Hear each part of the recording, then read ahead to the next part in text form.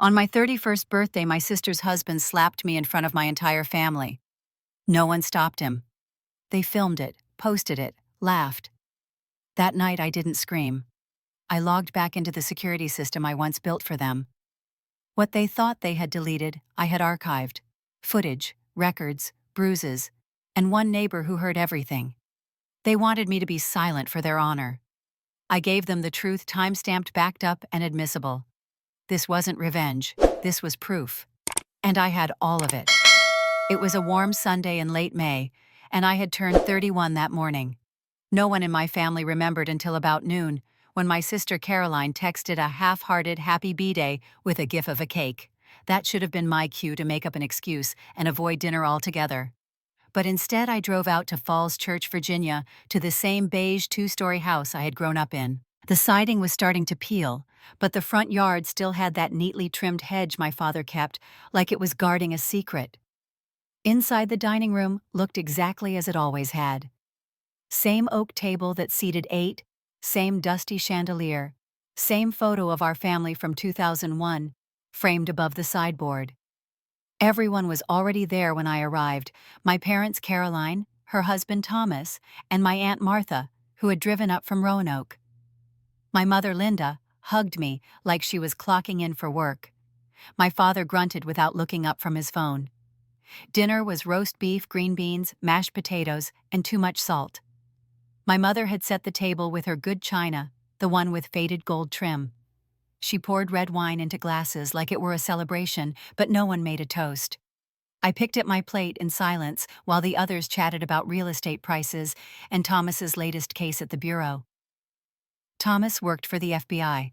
He loved telling people that like it granted him automatic authority over any conversation. 36 tall, clean-cut in that overconfident way, with teeth that belonged in a toothpaste commercial and fists that had seen more use than he'd admit.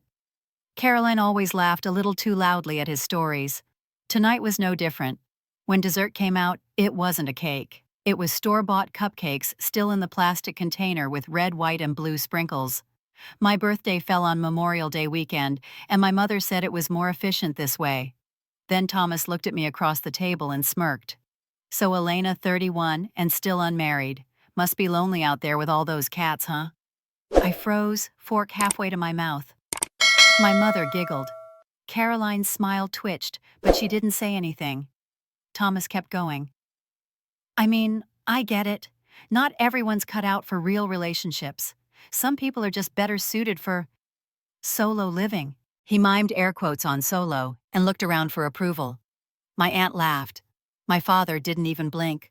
I felt my throat tighten, but I kept my voice even. I'd rather be alone than with someone who throws things when he doesn't get his way. The room went silent. Thomas's jaw shifted. Caroline's eyes snapped to me.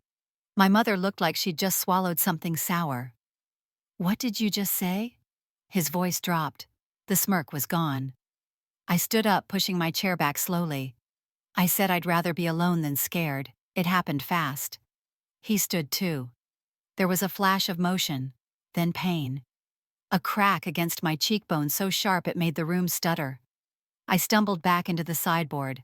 A glass tipped over and shattered. Blood filled my mouth before I realized I had been hit. My mother gasped, but she didn't move. Aunt Martha let out a noise, something between shock and awkward laughter. Caroline whispered something I couldn't hear, frozen halfway out of her seat. And Thomas? Thomas adjusted his collar and sat back down. Someone's got a temper tonight. My hand was on my face. It felt hot, swollen. I tasted copper. I looked down and saw drops of blood on the rug. That's when I saw it, my mother's phone propped against the sugar bowl, camera on. A red dot blinked in the corner. Are you filming this? I asked, my voice too calm. My mother didn't answer. She picked up the phone and pressed something, probably trying to stop the stream. But not fast enough. They had live-streamed it, or at least part of it. I looked at each of them. Not one person stood up. Not one person said, "Are you okay?" Not even Caroline. I wiped the blood from my chin and walked out. No one followed. Not even the dog barked. I remember thinking as I stepped into my car and stared at my shaking hands on the steering wheel that this wasn't the worst thing that had ever happened to me. and that terrified me, but it would be the last time. They thought this was over. They thought this was just one more Sunday, one more slap, one more silence. But something shifted in me that night, and this time I wasn't just going to survive. I was going to speak. By the time I made it back to my apartment in Alexandria, the blood had dried on my face and sleeve. The swelling was settling in like a bruise blooming beneath my skin, and my whole jaw pulsed with dull, persistent pain. I didn't bother turning on the lights. I just stood in the bathroom with the door half open, letting the street lamp outside cast long, broken shadows across the tile. I looked at myself in the mirror, not just at the damage, but at what stared back. It wasn't just rage. It was a kind of stillness I hadn't felt before. Not numbness, not shock. Something sharper, something deliberate. I picked up my phone and stared at Caroline's name. My thumb hovered. I should have gone to sleep. I should have iced my face, swallowed a couple of painkillers, and waited for the storm to pass like I always did. But I couldn't. I needed to hear her say it. I needed her to admit it had happened, that it wasn't all in my head. The phone rang. She picked up on the third try. "Hey." Her voice was soft, cautious, like she already knew what I wanted to talk about. "Are you okay?" "No." "Can we talk?" A long pause. Then, "Come over. He's not home." 15 minutes later, I was knocking on the door of their townhouse in Vienna. The porch light was still on. Caroline opened the door in leggings and a sweatshirt with the FBI logo across the chest. Her hair was pulled into a loose knot, and her eyes were swollen like she'd already been crying. She stepped aside to let me in. The house smelled like scented candles and detergent. Familiar. Too familiar. "Where's Thomas?" "Out. Said he needed some air. You know how he gets." "Yeah, I do." We moved to the kitchen. She made tea without asking. I sat at the island counter, fingers pressed against my cheek. It was still tender, the skin tight. I didn't waste time. "You saw what he did?" She nodded barely, then looked away. "He hit me, Caroline. In front of everyone. He's been stressed lately. Work's been a lot. The bureau's under review, and you know how he internalizes pressure. It wasn't what like him. You've said that before." She flinched. I leaned forward. 3 years ago, you sprained your shoulder. Told me you fell down the stairs." She stared at the tea kettle, avoiding my eyes. "It was an accident." "No, it wasn't. I saw the footage." Her head whipped toward me. "What?" "You never changed the admin login on Dad's old security system. I still had access. I saw the video from that night. He grabbed your arm, shoved you into the banister. That wasn't a fall." She looked pale, then angry. "You kept that?" "Yes. I didn't plan to use it. I just couldn't delete it, because I knew you were lying, and I needed to know the truth." She sat down across from me hard. Her fingers gripped the edge of the counter like she was holding onto the only solid thing in the room. "It wasn't like that. He was upset. He apologized. He tried." "Did he?" I rolled up my sleeve, revealing the crusted blood still staining the cuff. "Was this part of trying?" She stared at it. Her eyes filled, but she didn't reach for me. She didn't say sorry, just sat there breathing too fast. "You told me you were pregnant once." "I was." "What happened?" Silence. "Caroline." She wiped under her eyes. 7 weeks in. He didn't know yet. We were arguing about something stupid. He lost his temper. I tripped. "You didn't trip." "I did." "Did he touch you?" Her voice dropped to almost nothing. "He pushed me. I hit the doorframe. I didn't even know I was bleeding until later. Then I lost it. I went to urgent care alone. They didn't ask questions, and I didn't volunteer anything." Jesus. He said he'd change. And for a while he did. He started seeing someone, a counselor. He brought me flowers every week. Said he wanted to be a father again. Again. There was a time before that, before I ever told you. The first pregnancy was in 2017. I miscarried at 9 weeks. He blamed work. Then he blamed me. "You never said anything. Because I didn't want to see it on your face." Pity. Or worse, confirmation that I was making a mistake staying. It's not pity, Caroline. I don't want you to fix this. I just want to survive it. I stood. The room felt suddenly too small, too warm, like the walls were leaning in. You're not surviving. You're dissolving. Don't do this, Elena. Don't turn this into another war. It's already a war. You're just pretending it's peacetime. She didn't answer. Her lips parted, then closed again. Her hands trembled slightly as she reached for her cup. You're going to tell Mom and Dad they were there. They already know. What are you planning to do? I haven't decided yet. He'll retaliate. You know that, right? Let him try. She stood now too, stepping between me and the door like she might stop me. But there was no conviction behind her movement. Please just think. If you go public and share anything, it won't just be him who gets hurt. It'll destroy this family. This family has been rotting for years, Caroline. This isn't new. This is just visible now. And what happens when he loses everything? What happens when the Bureau turns on him? He'll come after you. I'm counting on it. She stared at me like she didn't recognize the person standing in front of her. Maybe she didn't. Maybe I didn't either. You already made your choice, I said quietly. You chose silence. You chose survival. I'm choosing something else. She stepped aside. I opened the door and walked out into the night. The air had cooled, but I barely felt it. My hands were steady. My pulse is even. I wasn't angry. I was ready. I drove straight back to my apartment without turning the radio on. The night outside was quiet, but my mind was buzzing with clarity. Not rage, not grief, just a clean, sharp focus that felt almost clinical. By the time I reached my building, I already knew what I was going to do next. I parked, climbed the stairs, and locked the door behind me. Then I dropped my keys and walked straight to my closet.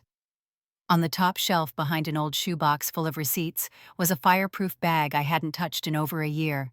Inside was my old laptop, the one I used before I left the house on Glenmore Drive.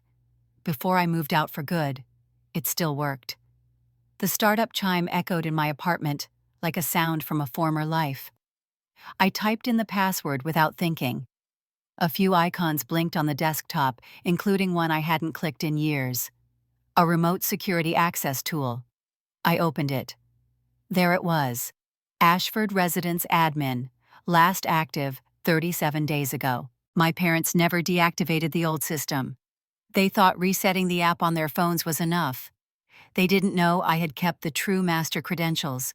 I had been the one to install the system when Thomas first suggested getting outdoor cams after the garage was broken into in 2016. And when I left in 2021, I took my admin access with me. The connection was slow but stable. I clicked into the local server hub, accessed the cloud backups. It took a while to bypass the surface-level sync and reach the older files. My fingers moved with a precision I didn't know I still had. Years of watching my father click through routers and firewalls left more impressions than I realized. Then I saw them. Archived clips, raw feeds, dated folders, dozens of short recordings all labeled by timestamps. I started sorting by room by date. I knew what I was looking for, even if I didn't know exactly when it had happened. I opened a file labeled Kitchen 2021-03. There they were. Caroline in the middle of the kitchen, her back to the stove, holding a mixing bowl. Thomas is standing too close. His voice wasn't clear, but his hands were. Fast, sharp, angry. He grabbed her wrist. She pulled back. He lunged. His palm landed square on her face, hard enough that the bowl dropped and shattered. In the corner of the frame, my mother appeared with a wine glass in her hand.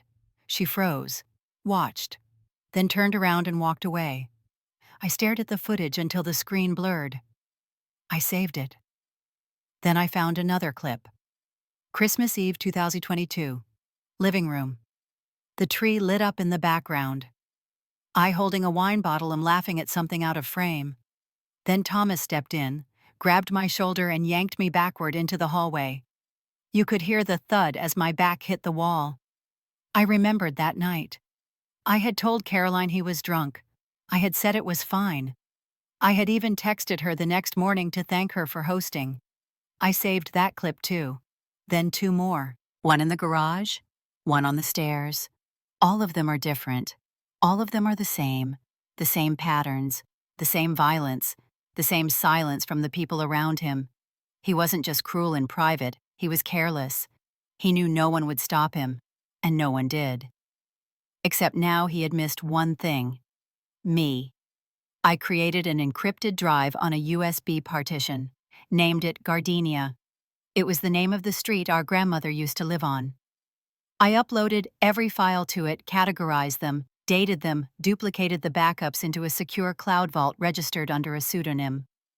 I checked the encryption 3 times before removing the drive and locking it in a cache box in my freezer. I didn't know what I would do with it yet. But I knew that for the first time in a long time, I wasn't helpless. I had proof. I leaned back on the couch and stared at the ceiling. The fan was spinning. The room felt colder now, like the act of uncovering those memories had lowered the temperature by 10 degrees. I pulled my blanket over my lap and reached for my phone. A message from my mother arrived 20 minutes ago. "Hope you're not making a big deal out of tonight." Thomas apologized. "Let's just move on." I didn't respond. A second message from Caroline. "Please delete the videos." She knew. Of course she did. She must have gotten the system alert when I accessed the server, assuming she ever even checked. Or maybe she just sensed it. She always knew when I was pulling threads. But I wasn't deleting anything. Instead, I turned off my phone, tossed it onto the table, and closed my eyes. For the first time in weeks, maybe months, I fell asleep without grinding my teeth. My dreams were still quiet. And somewhere deep in that silence, a part of me began to feel something I hadn't dared touch in years: control. 2 days passed before I heard from anyone in that house again, and when the phone finally rang, it wasn't my mother or Caroline. It was a soft voice, cautious but clear. "Elena, this is Miriam Kaplan. I don't know if you remember me. I live above your parents, apartment 6B. My fingers froze around the glass of water I was holding. I hadn't heard that name in years. Of course, I remembered her. Widow. Former English teacher. She used to bring oatmeal raisin cookies when we were kids, always wrapped in wax paper with a ribbon tied at the top. She lived alone since her husband passed and rarely left the building except to buy groceries or feed the neighborhood cats." I said yes, I remembered. She hesitated before continuing. "I saw what happened the other night. I didn't mean to. I wasn't spying, but the window was open. I heard the slap, the silence, your car leaving." I waited for her to stop there to apologize for intruding. But then she said something else. "That wasn't the first time, you know. I've heard things before, things I didn't want to hear." I was sitting on the edge of the couch now, my heart slowly picking up. "What kinds of things?" I asked. There was a pause, and then she said plainly, "Caroline crying, saying she couldn't breathe, Thomas yelling, things being thrown, your mother laughing sometimes. That laugh that always sounded like it belonged to someone else's party." I closed my eyes, let her voice pour through the speaker like water through a crack in the ceiling. "Did you ever see anything?" I asked. Another pause. "Once. Caroline coming down the back steps in the middle of July, wearing a heavy sweater. It was 90 degrees. She thought no one noticed, but I did. She moved like someone who was hiding her body. I offered to bring her iced tea. She said she was just cold. I asked if I could come see her. She said yes, but only if I didn't bring attention to it. She was old, she reminded me, and she didn't want trouble. The next day, I bought a boxed apple pie and stopped by Trader Joe's for chamomile tea. It felt absurd bringing snacks to what might become legal testimony, but I knew better than to show up empty-handed. That generation still measured trust by hospitality. Her apartment was exactly as I remembered. Lace curtains, ceramic figurines of bluebirds on the shelves, a wall of books lined up by spine color. She wore a pale yellow cardigan over a floral blouse, her hair pinned back neatly, and she looked smaller than I remembered. But when she spoke, there was no hesitation in her tone. She led me to the kitchen table where I placed the tea and pie, then took out the voice recorder I had borrowed from work. She raised an eyebrow but nodded. She talked for nearly an hour. Not just about the night of my birthday, though she gave details I hadn't even realized were audible from upstairs. The specific moment Caroline's voice cracked, the silence that followed, the laughter, the sound of my mother saying, well, she always had a mouth on her. But Miriam went back further. She described nights in the fall of 2021 when she heard Caroline through the wall saying, please don't, and I'm sorry, and a loud thump followed by complete silence. She said she never called the police because there was never a second sound, never a scream, just a silence that made her afraid she'd hear something worse. She didn't want to be wrong, she said. She didn't want to accuse without certainty, and she was scared. But when she saw what happened to me, something in her shifted. She was quiet for a long time after telling me that, just stared at the pie untouched cooling on the counter. Finally she said, I think I hoped that if I didn't name it, it wasn't real. But you looked like her Elena, like Caroline the first year she moved back home. Something in your eyes was just gone. I knew then it was too late to stay quiet. She agreed to let me keep the recording. If anyone ever asked, she would sign a statement, though she hoped it wouldn't come to that. Not for her. I promised I'd protect her identity for as long as I could. As I was leaving, she touched my wrist gently and said, I'm not brave, Elena. I'm just tired of being a witness to pain. I didn't cry. I didn't say thank you either. It felt like too small a word. Instead, I walked down the hallway in silence, the recording secure in my jacket pocket. My hands were shaking, but not from fear, from momentum, from the weight of truth finally resting somewhere outside of me. By the time I stepped out into the courtyard, the sky had turned slate gray and the air smelled like rain. I stood there for a moment, listening to the wind rattle the magnolia trees. For once, it didn't feel like a warning. It felt like confirmation. I wasn't crazy, I wasn't alone, and the walls that had always held their secrets were starting to crack. The next morning, I drove to the Arlington County Police Department with a manila folder tucked under my arm and my pulse steady but slow. I had slept 4 hours, but the kind of sleep that feels like calculation, not rest. In the passenger seat sat the USB drive labeled Gardenia, a printed copy of Miriam Kaplan's signed testimony, and 3 still images of the bruises on my jawline from the night of my birthday. I had bundled the evidence neatly, chronologically, professionally. I had made it as easy as possible for them to say yes. The front desk officer was a young woman with dark-rimmed glasses and a tight bun. I told her I needed to speak to someone about filing a report involving domestic abuse and potential federal interference. She blinked, asked if I had an appointment. I said no. She told me to wait. 15 minutes later, a man in his 30s walked out from the back hallway wearing a Navy uniform and a badge that read, Officer Riggs. He had kind eyes, but the sort of posture that already anticipated disappointment. We sat in a small windowless room with a Formica table and 2 chairs. I slid the folder toward him, opened it slowly, and began speaking. I told him I was reporting repeated domestic abuse by a man named Thomas Ridley, that the primary victim was my sister Caroline Ridley, that I myself had been assaulted, that the man in question was a supervisory special agent with the Federal Bureau of Investigation. His expression didn't change. He asked if I was seeking a restraining order. I said no. I was seeking prosecution. He flipped through the documents, looked at the printed screenshots. He plugged the USB into a department laptop and played one of the videos. 32 seconds in, he pressed pause. Ma'am, I understand your concern. And I want to make this clear. I'm not saying I don't believe you. But the moment I heard that name and agency, this became more complicated. I kept my face blank. How so? Officer Riggs shifted in his chair. Because this involves a federal employee acting possibly in an off-duty capacity, but under a federal agency's jurisdiction, we can't proceed without authorization from internal review.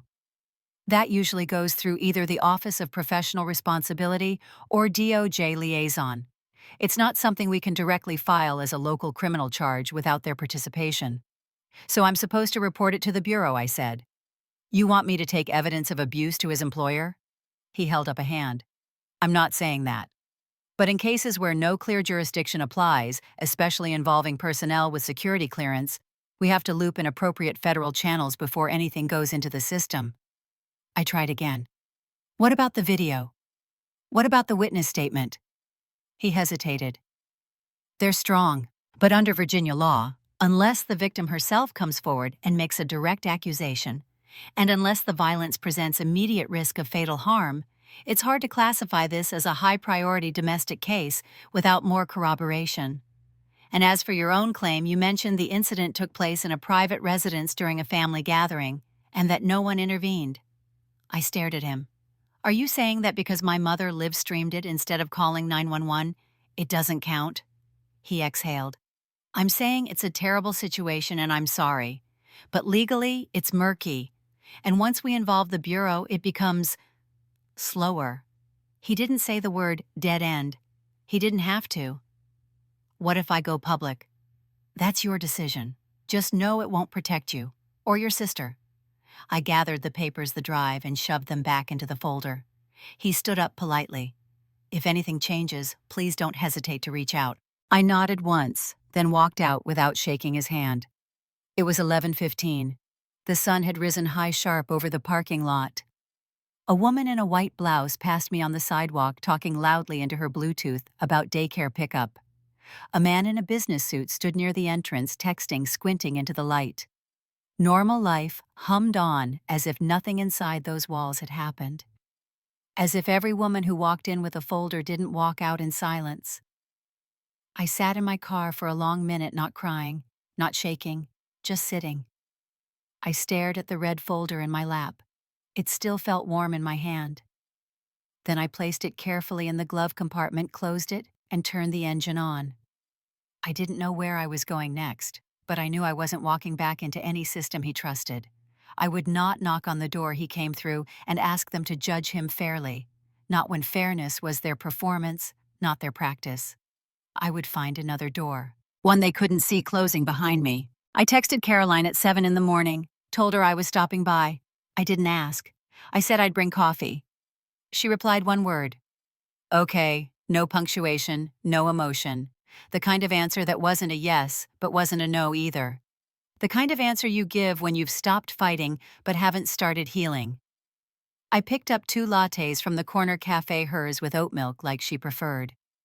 I knew she might not drink it, but I brought it anyway.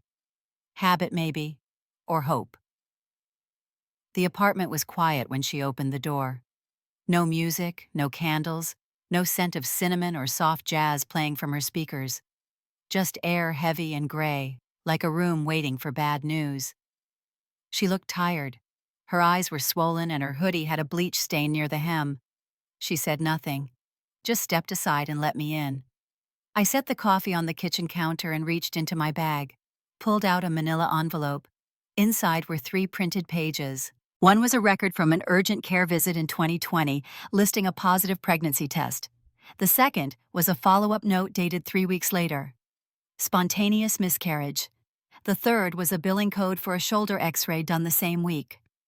I slid the envelope across the table. She didn't reach for it. Her eyes stayed on the coffee cup. You went digging, she said. I nodded. She exhaled sharply. Her fingers curled around the edge of the table like they were bracing for impact. Why are you doing this? Because you won't. I waited. She didn't speak, so I continued. You lost a child, Caroline. And no one knew. You lost your voice too. But I found pieces of it. In old medical codes, in whispered confessions, in bruises you didn't mean for anyone to see. She wiped her cheek with the sleeve of her hoodie. He wasn't always like that. You know, I said nothing. Let her speak. He used to cook. He brought flowers. He read books on communication. He said he was broken from childhood and wanted to fix himself. And then he hit me. Then he cried. Then he held me and promised it would never happen again. She looked at me then, eyes bloodshot. And for a while I believed him. I know, I said. She opened the envelope, scanned the pages. Her face didn't change much, but her breathing did. You think I'm weak? No, I said. I think you're exhausted. She pressed her palm to her chest, like she was trying to keep something from spilling out. I just wanted a life that looked normal. That felt safe. I wanted to be the girl who married the guy in uniform, who went to barbecues and had cute baby announcements and didn't flinch when the door slammed. You still want that? She laughed once, a dry, hollow sound. I wanted to believe in redemption. I still do. I have to. Then believe it for yourself, not for him. She looked around the apartment. The walls were bare.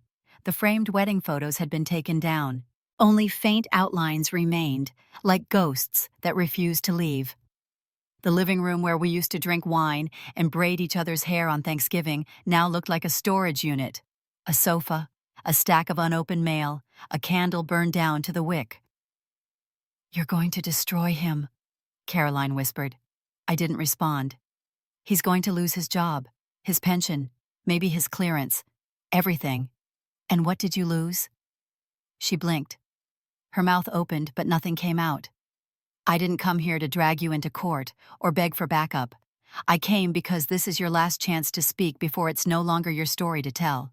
She stared at the envelope again, then at the window. He said if I ever talked, he'd ruin me. He already did. She didn't deny it, just closed her eyes and nodded. I stood to leave. She didn't follow me to the door, didn't say goodbye.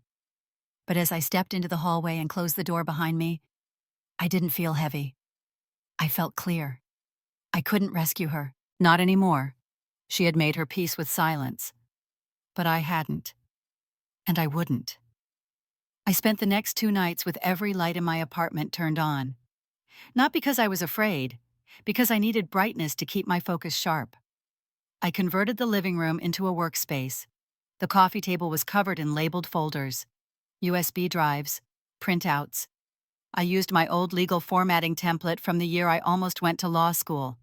The complaint was 19 pages, single-spaced, clear, factual, clinical, no adjectives, no emotion, just timestamps, screen captures, witness statements, audio transcript summaries, Exhibit A through H. Each piece cross-referenced, redacted where needed to protect Miriam's identity. I created a cover letter for each version, one signed under my full name, the other anonymous filed under a randomly generated alphanumeric code I saved from a sealed document template. D7264. I knew the FBI's internal complaint process. The Office of Professional Responsibility only investigated a fraction of cases brought forward each year. Most never made it past initial review. But D7264 wasn't just another angry spouse. D7264 was constructed like a federal agent's own report. Structured, substantiated, clean. It didn't plead, it documented. I submitted the first copy digitally through the OPR whistleblower portal. The second went through an encrypted external legal channel attached to a privacy law firm in D.C. that handled government misconduct leaks. The third version I printed, sealed and delivered via courier to the Virginia State Prosecutor's Office under a separate legal pretext. A request for review of assault allegations involving a federal employee. I added an external hard drive with all 8 original videos. Nothing edited, nothing blurred. Each submission was deliberate, timed, logged. I didn't feel brave when I hit send. I didn't feel vindicated. I just felt aligned. Like everything I had held in my body for years was now where it belonged. Not in my chest, not in my memory, but in the hands of a system that either had to look or officially choose to turn away. I had done my part. I had removed the excuses, and for the first time in weeks, I slept with the windows open. No white noise, no locked bedroom door. The next morning, I woke up to rain and silence. I checked the legal portal. One acknowledgement received. Complaint D7264 was marked in preliminary review. The second email came from the law firm. Submission confirmed. Escalation to federal compliance expected within 72 hours. The third arrived that afternoon from the state prosecutor's office. Your submission has been received and is under consideration. You will be notified if additional documentation is needed. No fireworks, No alarms. Just protocol. I made coffee. Sat in my kitchen with the curtains open, watching cars crawl through wet streets below. I didn't call Caroline. I didn't tell Miriam. This wasn't their burden. Not anymore. This was mine. And it was finally moving. In the evening, I cleared the table, put the folders back in storage, wiped down the laptop. I paused before shutting it off. For a moment, I hovered over the drive that held everything. I renamed the file directory, from incident evidence to record of truth. Then I closed it. I ordered Thai food, pad see ew, and a Thai iced tea. I hadn't eaten all day. When the delivery guy handed me the bag, I smiled without thinking. He smiled back. It felt strange. Not fake. Just foreign. Like my face was learning something new. That night, I lit a candle on the windowsill. Not for prayer, not for peace, just for light. A small flickering signal to myself. I was no longer waiting for justice. I had filed it. 2 weeks passed before anything changed, and then it happened all at once. I was making toast when my phone buzzed with a news alert buried beneath a dozen other notifications. Suspended pending internal investigation. The headline didn't name him, but I recognized the phrasing. It was always the same when federal agents got caught. No admission, no context, just procedural language that hid everything behind it. 30 minutes later, my aunt from Florida texted me a screenshot. Is this Thomas? What's going on?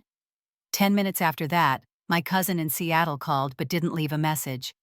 Then the family group chat lit up like wildfire. Someone asked if the article was fake.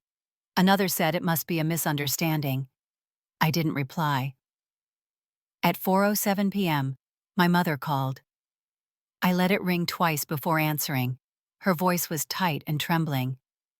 What did you do? Elena, do you understand what you've caused? He's been suspended. There's an investigation. Your sister won't even answer the door. You've humiliated us. I didn't flinch. I just listened. She kept going. Your father is beside himself. Caroline can barely eat. Do you want to destroy this family? Is that it? I waited until she stopped. Then I said calmly, I didn't destroy anything. I just stopped lying about what you all already knew. There was silence on the other end. Then a sharp inhale, the kind she made when trying not to cry or scream. You should be ashamed. No, I said. I should have done this sooner. She hung up. The next morning, I received a call from an unknown number. I let it go to voicemail. When I played it back, a man with a steady voice said his name was Dev Patel. He identified himself as an investigator assigned to the internal review team. He asked if I would be willing to meet for a formal interview and review of my submitted materials. His tone was neutral, professional. But there was something else in it, too. A hint of urgency. I called him back and agreed to a meeting the following Tuesday. He said he could meet me at a private law firm his team had contracted in Arlington. I brought everything. The original USB hard copies of the timeline, a notarized statement from Miriam, and copies of the urgent care documentation. I arrived 15 minutes early wearing a gray blazer I hadn't worn since my last office job. The receptionist offered me tea. I declined. Dev Patel was younger than I expected. Maybe mid-30s with careful eyes and a calm demeanor. He didn't waste time. We sat in a glass-walled conference room, and he started with the basics. Names, dates, the nature of my relationship with Thomas and Caroline. Then we moved into the evidence. He listened carefully, never interrupted. When I played the recording of Miriam describing the summer sweater incident, he sat forward slightly. When I showed him the Christmas Eve video, he asked to watch it twice. After 2 hours, he closed the folder and looked at me quietly for a long moment. You're aware this process can take months, he said. I nodded. And that some complaints never reach disciplinary action. I nodded again. He exhaled. But this one has weight. More than most. Thank you for coming in. As I walked out of the building, something in my chest unspooled. Not relief. Not victory. Just a loosening of the knot I had carried for so long. I forgot it wasn't supposed to be there. I didn't hear from Caroline. I didn't expect to. But 3 days later, I received a copy of a confirmation letter from the OPR. Official acknowledgement. Investigation ongoing. I stared at the page for a long time, my hands steady. Thomas had built his life on confidence in silence, in bureaucracy, in fear. He thought the system would bend around him. But he had forgotten one thing. Even walls crack from pressure. Especially when the pressure has a name. 3 weeks later, Caroline was called in for a formal interview by the Bureau. The appointment was set in a nondescript federal office building on D Street, beige walls, and buzzed-in security. She didn't tell me. I found out from a contact at the state's legal advisory board, someone who had flagged my complaint for follow-up. Caroline arrived alone. No lawyer. No prepared statement. Just her and whatever version of the truth she was finally willing to face. I didn't ask her what she said. I didn't need to. Because the next morning her number was gone from my favorites. All our texts were wiped clean on her end. Every photo she'd sent me over the past year. Thanksgiving Mom's birthday, a blurry picture of her new houseplants was missing from our thread. She hadn't blocked me. She had erased me. That same week, Thomas lost control in the Bureau's underground garage. Someone leaked that he had taken a crowbar to a colleague's car after being asked to turn in his badge for an extended leave of absence. He was detained overnight for psychological evaluation and referred to internal health services. No formal charges were filed. He was released the next day, unarmed, unassigned, untrusted. My mother sent me an email 2 days later. It was over 1,000 words long, titled simply, "Please." In it she begged me to stop, said Carolyn was fragile, said the world was already too cruel, said family was the only place we were supposed to feel safe. Then the tone shifted. She accused me of tearing us apart, of humiliating her, of betraying the very people who raised me. She said she hadn't always been perfect, but she had tried. That she had sacrificed everything for us. That if the world now saw our family as broken, it was because I handed them the hammer. I read it twice. Then I deleted it. My father didn't say anything. Not by email, not by phone, nothing.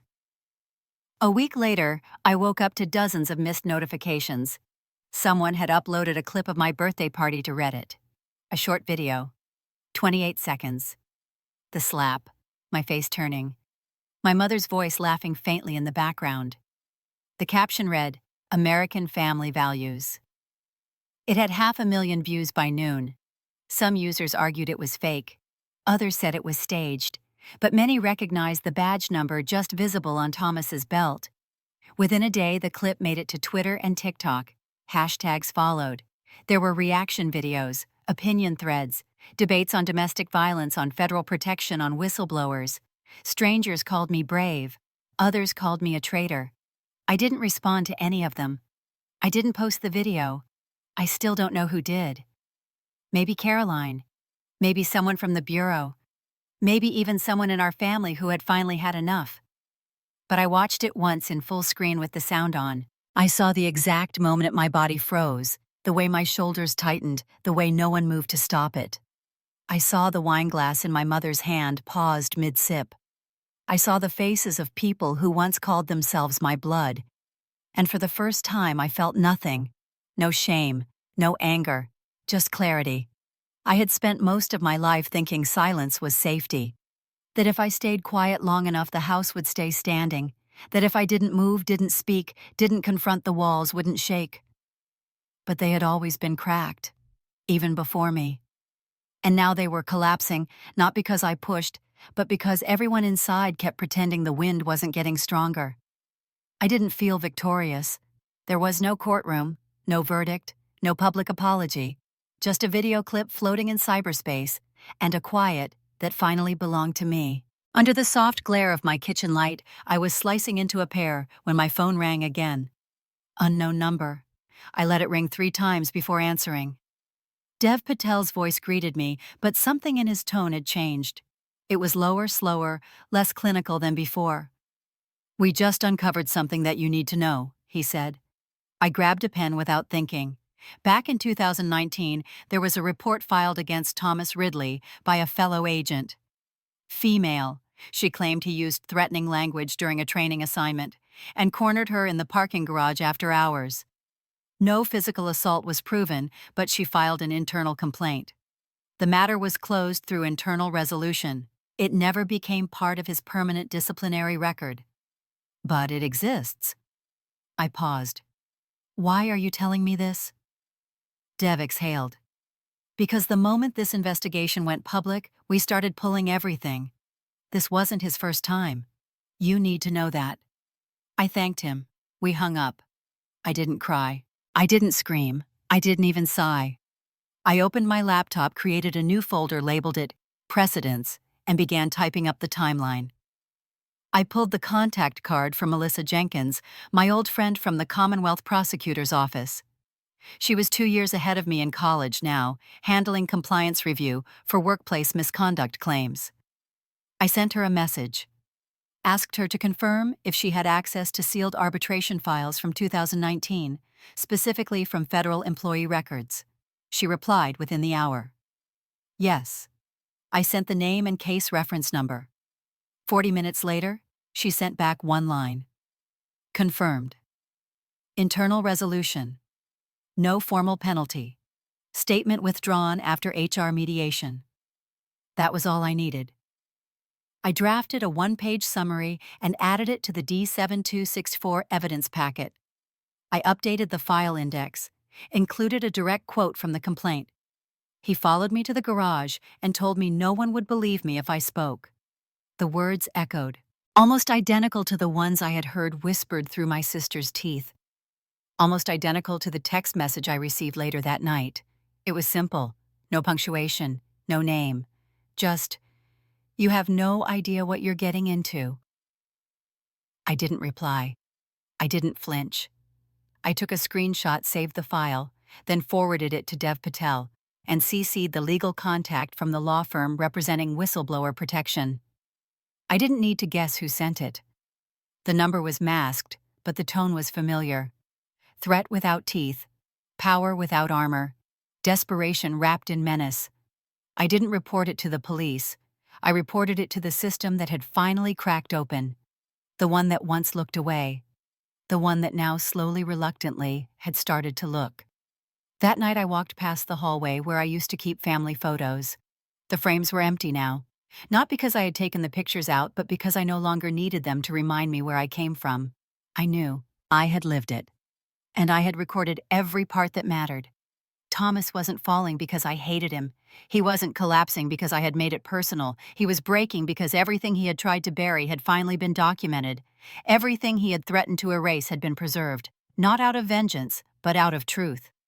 And the truth, once indexed, doesn't go away. Under a pale Sunday sky, I drove back to the house on Sycamore Lane for what they called a family meeting. Not an apology, not a reconciliation. A meeting.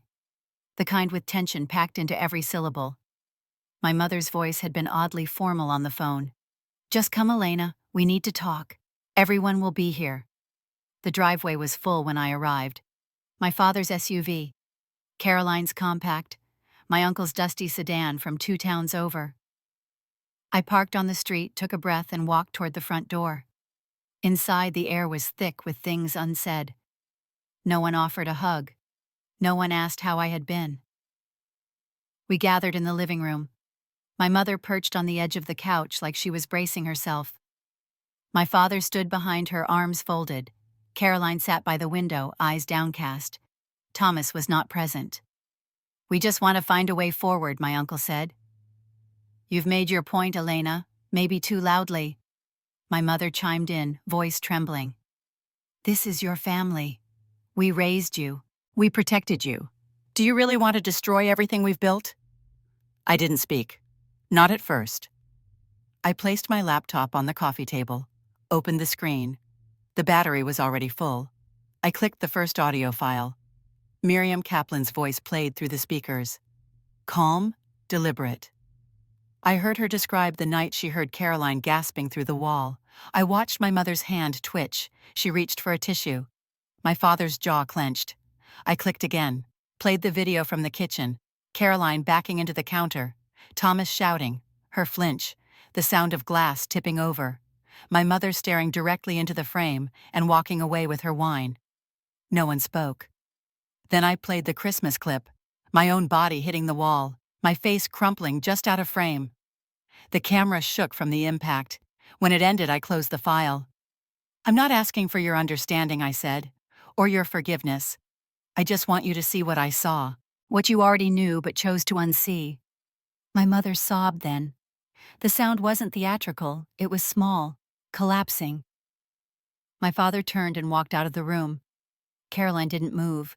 Her eyes remained on her lap, her hands clenched into fists so tight the knuckles turned white. But she said nothing. I closed the laptop, stood up. "You called this a meeting. But I'm not here to negotiate. I'm not here to be reasoned with. I'm here to let you know that I won't carry your silence anymore. I won't wear your shame. I won't dilute your guilt into family secrets." My uncle opened his mouth to say something, but I held up a hand. "Don't. I'm done pretending we share the same language. We don't." I turned to the door. "This isn't revenge. I'm not burning down your house. I'm just leaving it." No one followed me. No one called after me. And for the first time, it didn't hurt. 6 months later, I was rinsing dishes when the anchor's voice came through the small kitchen TV. A headline ran across the bottom of the screen in red. "Special Agent Thomas Ashford terminated from the FBI following internal investigation into misconduct and allegations of domestic violence." I didn't move, just stood with wet hands above the sink as the story played out in measured words and tight sound bites. The footage was generic. A shot of FBI headquarters, a blurred still of Thomas walking into a federal building 2 years ago. The Bureau gave no comment. The statement was brief. Administrative conclusion. Policy violation. Disciplinary action confirmed. The news cycle moved on within 2 minutes. I turned off the water, dried my hands slowly, walked to the window, and looked out over the Seattle skyline, the blue dusk casting everything in quiet silver. I had been here for 4 months. A small apartment on the second floor of a brick walk-up near Pike Place. 1 bedroom, wood floors, a used desk by the window where I recorded my podcast. Silence is not neutral. That was the name I chose, not to provoke, but to remind. Each week I told a story, not mine, theirs. Women who had been quiet too long, women who whispered the truth in kitchens and hallways into the backs of locked doors. Some were teachers, some were nurses. One was a judge, another a stay-at-home mother whose husband was a local sheriff. They wrote in, sent voice memos. Sometimes they asked to stay anonymous. Sometimes they wanted their names said out loud, clear and unedited. I never said Caroline's name, never mentioned Fairfax or Sycamore Lane, never described the taste of wine in the living room or the way our family laughed like nothing had happened. I didn't need to, because the ones who needed to hear it already had. And the ones who needed to change, I hoped had started to feel it. My inbox was full most days. Some messages were short. "Just thank you." Or, "I didn't know anyone else felt this way." Or, "I finally told someone." One message came from a woman in Minnesota. She said she kept earbuds in all day so her kids wouldn't hear her crying in the kitchen. Another was from a college student in Ohio who said she left her boyfriend after listening to episode 9. I didn't give them advice. I gave them space. Space to know that their silence was not weakness. It was taught. It was forced. And it could be unlearned. Caroline moved out of the house 2 months after the termination went public. She didn't tell me. A neighbor texted me a photo of a moving truck. The house was listed for sale a few weeks later. Price dropped twice. No one from the family reached out. I didn't check in. The last time we spoke was still the day I showed them everything. Sometimes I missed her. The version of her that made midnight tea when I couldn't sleep. The version who painted her nails while we gossiped about high school boys in wedding dresses. But that version didn't live in her anymore, and I had stopped visiting ghosts. I walked back to the desk and adjusted the mic stand. Hit record. "This is Silence is Not Neutral," I said. "I'm Elena. And today we're talking about what happens when the place that should protect you is the place that harms you. Home, family, marriage. Today's story is about a woman who stayed quiet for 13 years. Not because she didn't want to speak, but because every time she tried, someone said, "What will the neighbors think? What will your children think? Don't make this public. Don't destroy him." And so she shrank until she couldn't anymore. I spoke for 22 minutes. When I finished, I sat still. Let the silence breathe. Then I uploaded the file and scheduled the release for 7 p.m. As the sun slipped behind the city, I opened the window. The wind smelled like salt and something green. I closed my eyes and listened. And if you're out there listening to this, if you've ever been made small in your own home, if someone ever taught you that silence was safer than truth, I hope you remember this. The truth doesn't need permission to matter. It only needs to be said.